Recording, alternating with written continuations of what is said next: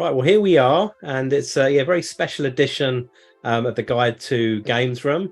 Um, I'm not Daily Retro, I'm Retro Ed, but I've been kindly invited by Dale to turn the tables round and ask him a few questions, the questions that he's been asking to 10 other amazing YouTubers with fantastic games rooms. So, hey Dale, how you doing?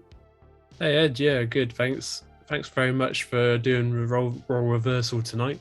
Yeah, really looking forward to it. I really should know the answers to the questions I've been asking myself. So yeah, looking forward to it. Super. Yeah, I was going to say, you should know the questions better than me. But before we get stuck in, I want to congratulate you on the series. I think you've done 10 episodes so far being released. I've certainly enjoyed it, and I'm sure all of your subscribers and everyone watching has absolutely loved it and taken so much from it. So yeah, great idea, and really well executed. So yeah, nice one. Cheers, thanks for Um, that. Yeah, it's episode 11 this one, so yeah, really cracking along now. Brilliant. Let's get stuck in. So yeah, the first question. So when did your games room first appear? So it's a bit of a convoluted answer, but I've always had sort of a mini sort of setup when I sort of lived on my own about 5 years ago now. Just because I've kept all my childhood consoles, which is kind of nice, from my Mega Drive and then the PlayStation 2 and the 3 and then onwards sort of thing. But yeah, when this games room actually came about in 2021 in February last year. So yeah, that was mainly down to us buying our first house, having a small spare room that we didn't plan to use for children. So yeah, that's when it first came about. And as we sort of knew that it was a new build house, so we sort of knew back in June 2020 that we'd reserved it, and we had the sort of blueprints before that. So we've been literally planning the room 6+ months before we even started building it, which was really cool. Yeah, awesome. And I think your planning seems to be a key theme through a lot of your discussions. I think people that got it right tend to have got the blueprints out at the beginning and really worked out what they wanted to do. So clearly a good hint and tip with that one. But so how long did it take you to build? You kind of moved in and then you get stuck into it straight away? Yeah, it's kind of funny because you should be prioritizing the normal boring stuff like building the bed and whatever, but it seemed to be the wife got a bit annoyed because I'd just be building the games room as quickly as I could. And there were some very late evenings where I was just sort of, shall that go there or there or there or there? But yeah, it was definitely fun. The first sort of finished build where I was kind of happy with it probably took about 3 weeks from moving in, Okay. which is not too bad considering we had to move everything else, sort of thing. So yeah, and then if it's kind of been a slow evolution after that. So people who've seen my games room tours, they would have noticed the racing rig has been upgraded and moved as well, and there's been shelving added recently. So yeah, it's definitely it's always an evolution and work in progress. But yeah, I really enjoyed working on it.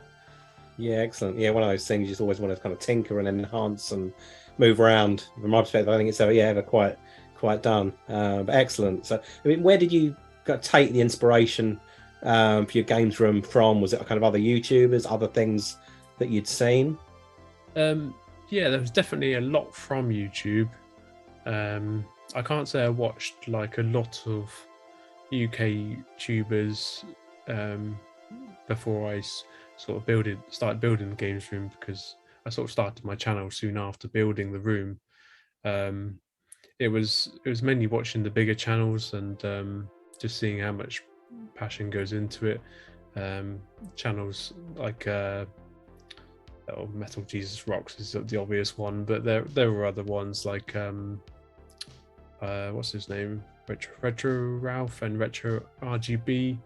Mhm. Both really passionate about arcades and CRTs respectively, and yeah, their passion sort of made me want to put my passion into my room as well.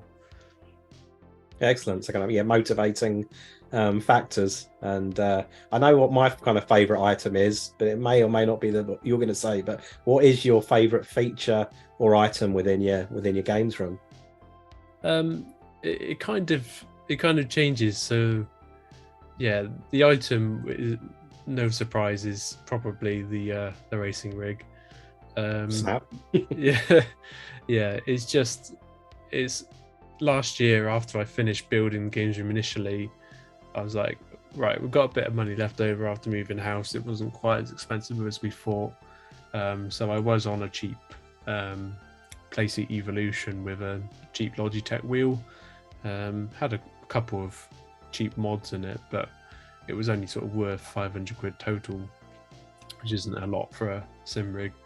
And yeah, I had some money left over. I thought I'll go for Fanatec. It's what I've always wanted. They're a German-based company, very high-end quality stuff.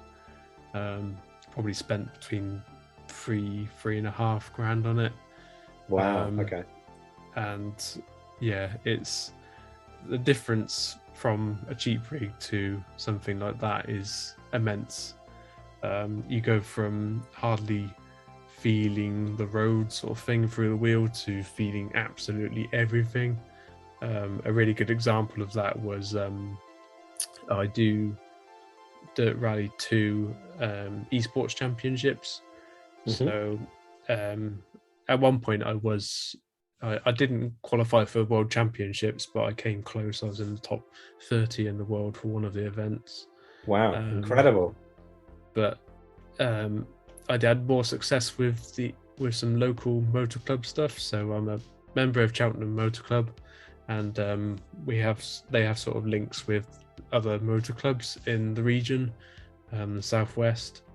So yeah, I entered a Worcestershire, I think it's Worcestershire Motor Club esports series on Dirt Rally, and it's not massively competitive. There's only 30, 40 people, but before I had the big rig, I was always coming second or third in the championship, and I just couldn't improve really. That was the setup limitation, was that.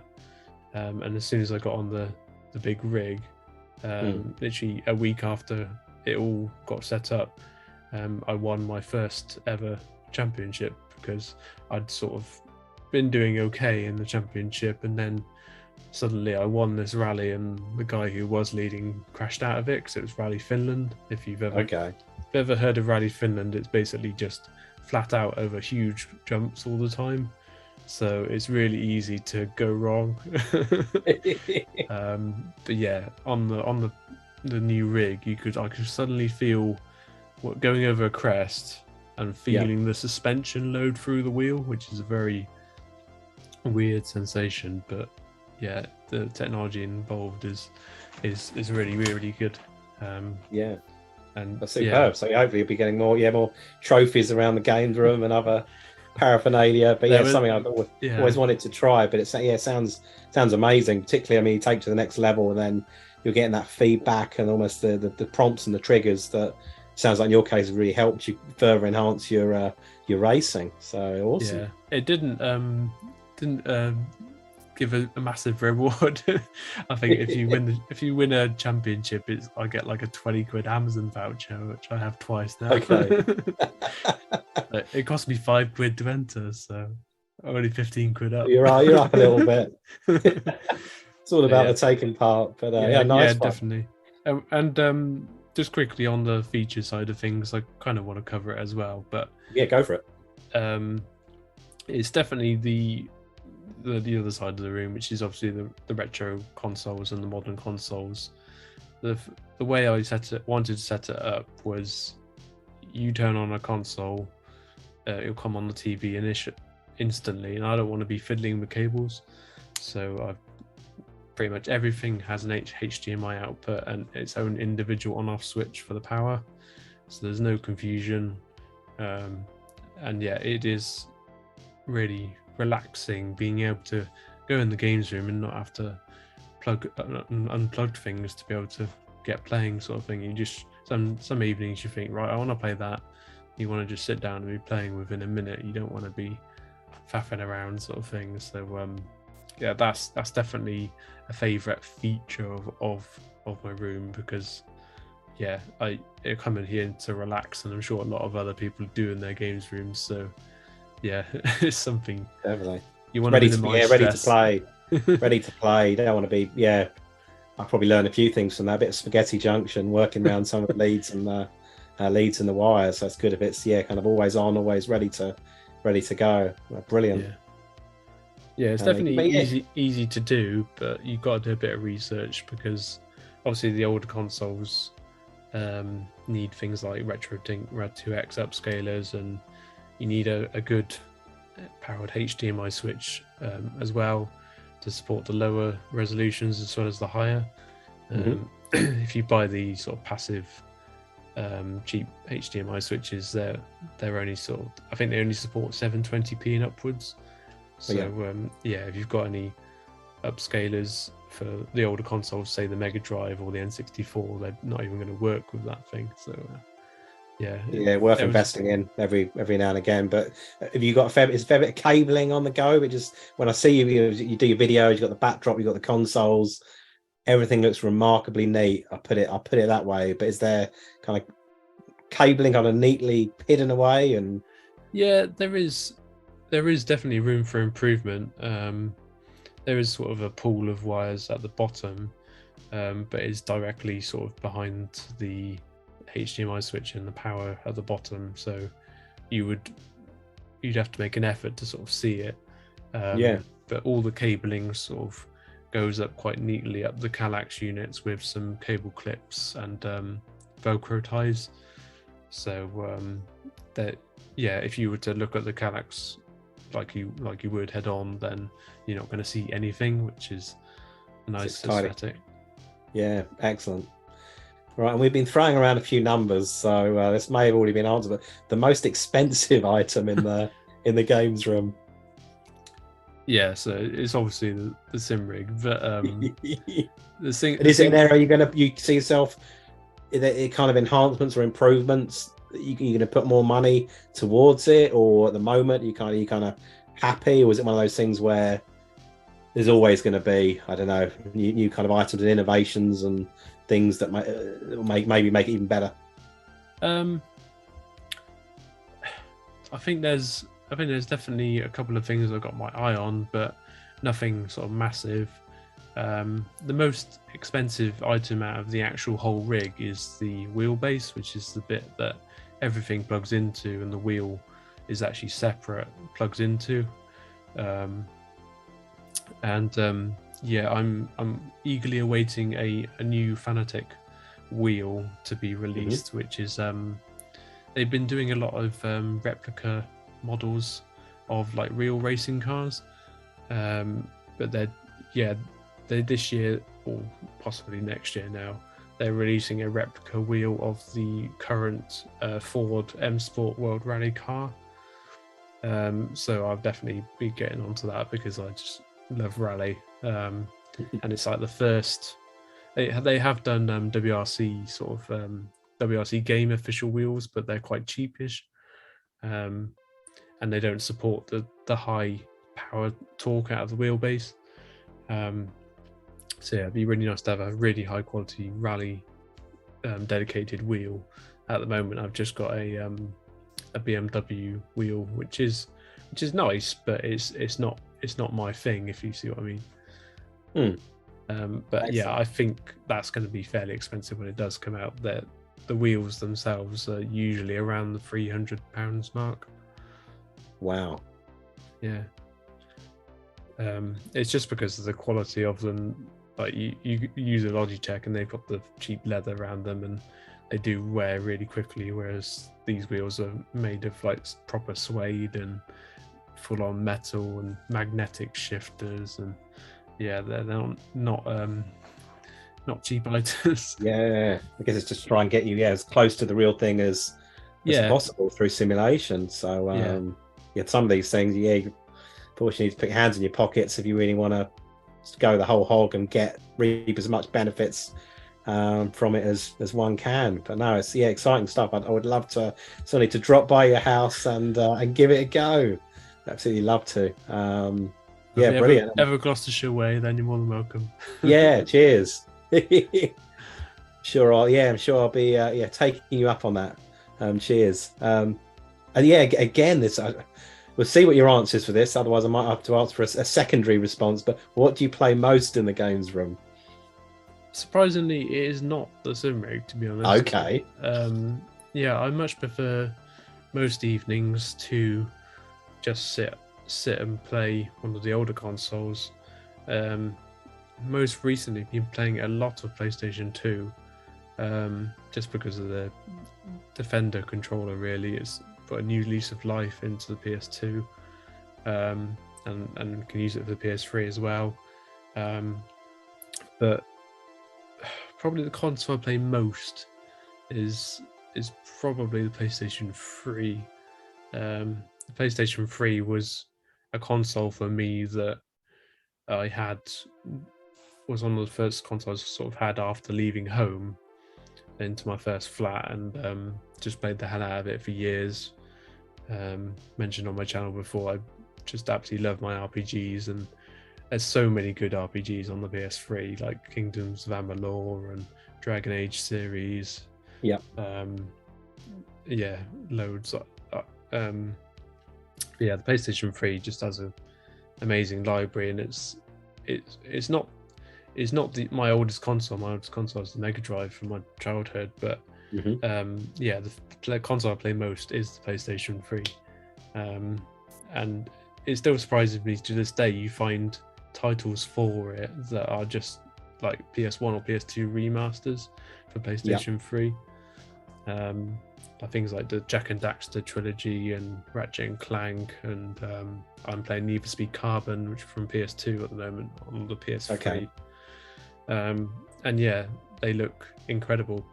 Yeah, the PS3 is it's always Big old library, isn't it? It's a huge library, and it sounds like in terms of the nostalgia and hitting that particular part in your life, you're always going to have a kind of a fondness for it. Yeah, if you've sunk a lot of time into a console, then it's going to be something you always go back to. People probably already know, but I'm a massive introvert, and my wife laughs at me because I play games that I've played hundreds of times before, and that is quite a relaxing thing for an introvert. It's the same with films. Like my favorite film is Drive.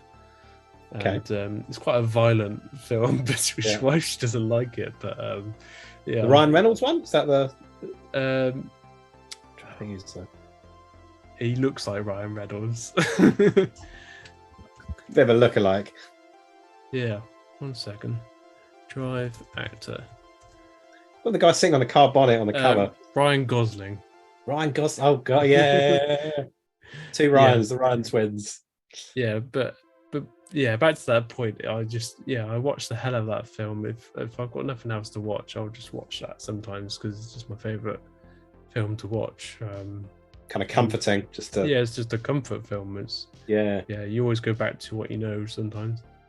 Yeah, definitely.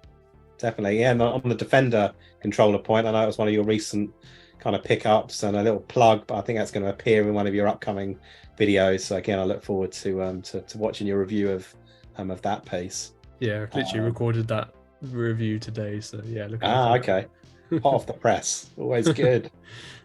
So you're moving on to the next question. So any challenges or problems when you've built your games room? Anything kind of unresolved that you want to focus on?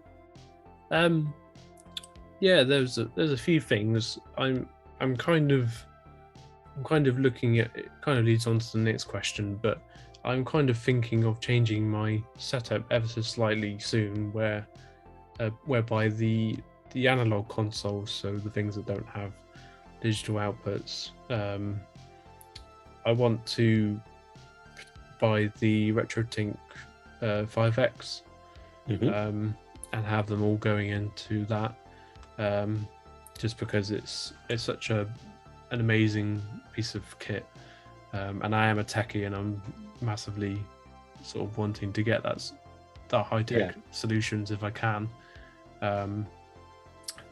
But I saw that Retro Gaming Cables UK, they were also releasing like an official SCART switch for the RetroTink 5X that sort of goes flush against it.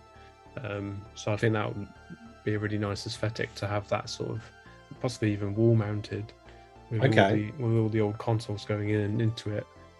I've just invested in a new cable from Retro Gaming Cables.co.uk for the Mega Drive, because I think when I was getting back into my gaming, the retro gaming, especially like 5 years-ish ago, I just bought a cheap video cable for the Mega Drive because I only had an RF cable for it. But yeah, when you buy better cables and put them into a HDMI upscaler, that it's almost like a modern remake.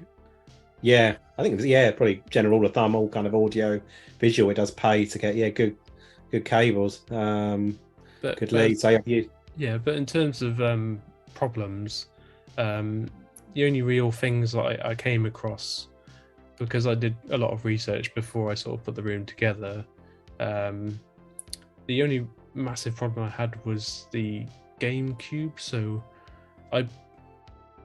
people may know that you can buy the Carby adapters or the prisms, which basically use the digital output of the GameCube into HDMI, but it still outputs in the native output resolution, which is I think it's 240, but then it goes into 480 when you go into a game.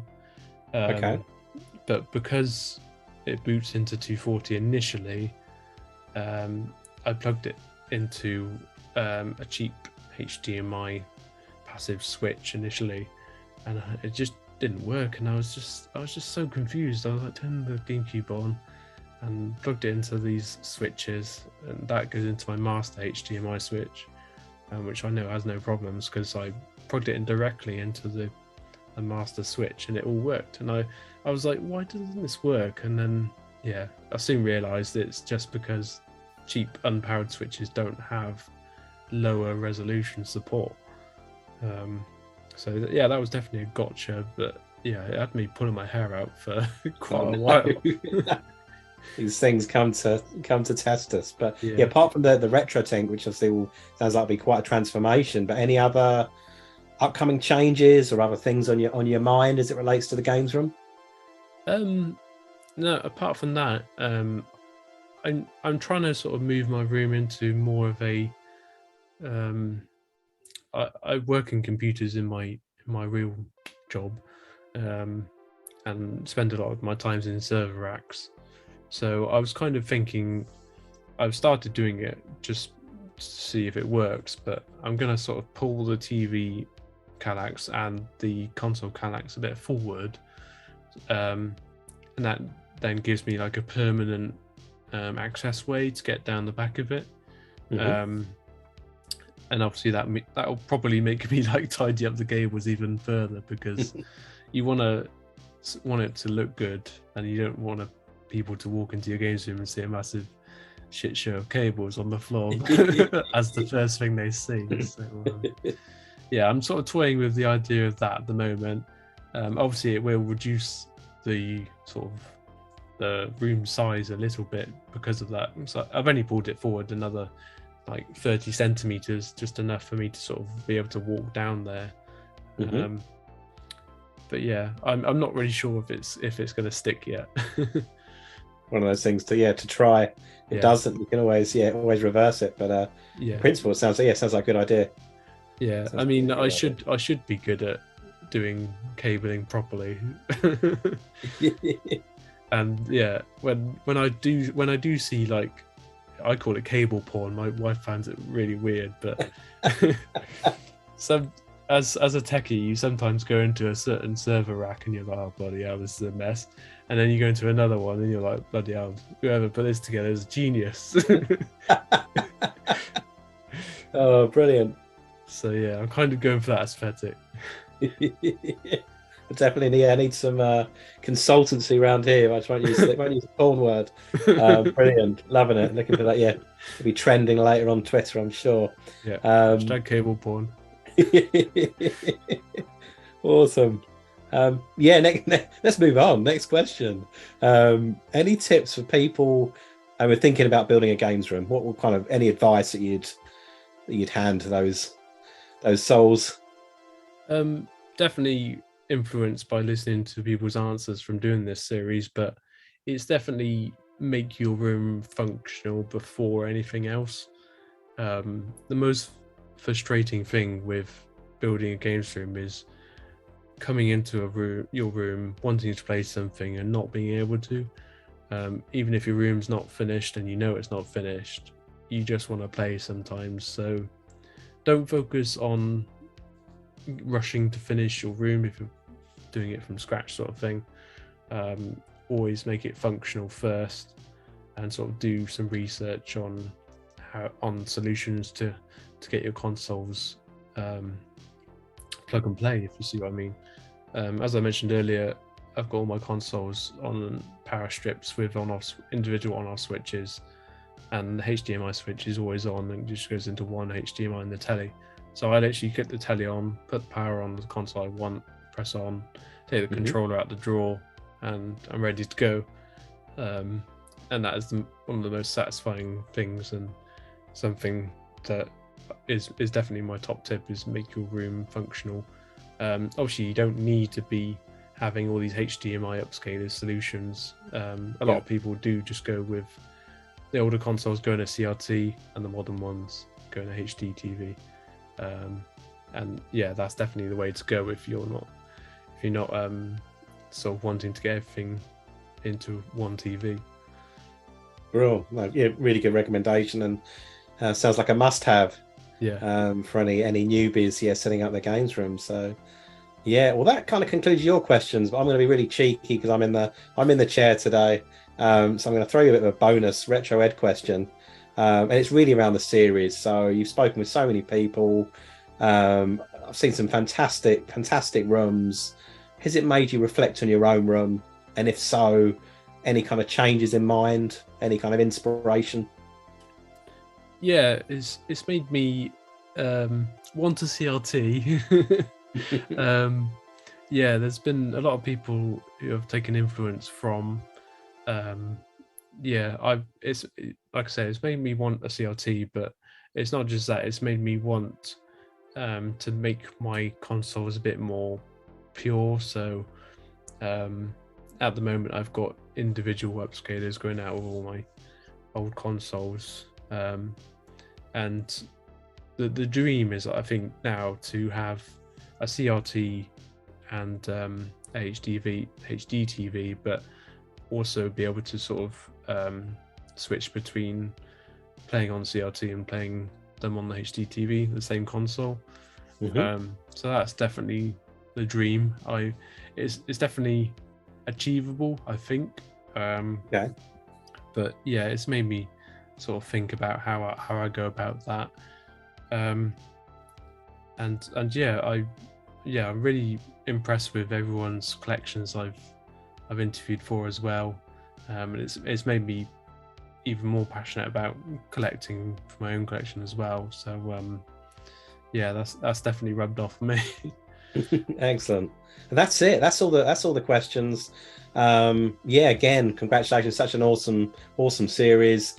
Personal thank you for allowing me to ask you the questions that you've asked to all the others. So cheers for that opportunity. Wish you all the best with your channel and the series. I'm sure it'll kind of grow and expand. That's probably it from me. But I'll hand back to you now, Dale, as the true host. Cheers, Ed. Thanks very much for covering me there. Yeah, if you guys are looking to come on episode 12 or onwards of Guide to Games Rooms, feel free to get in touch. easiest way is on Instagram, so it's at Daily Retro. My email is also on my YouTube if you're not on Instagram. But yeah, I'd really love to see everyone else's games rooms and keep the series going. I try and get one of these out a month as a minimum. But yeah, thanks everyone for tuning in, and we'll see you very soon for another episode. Cheers.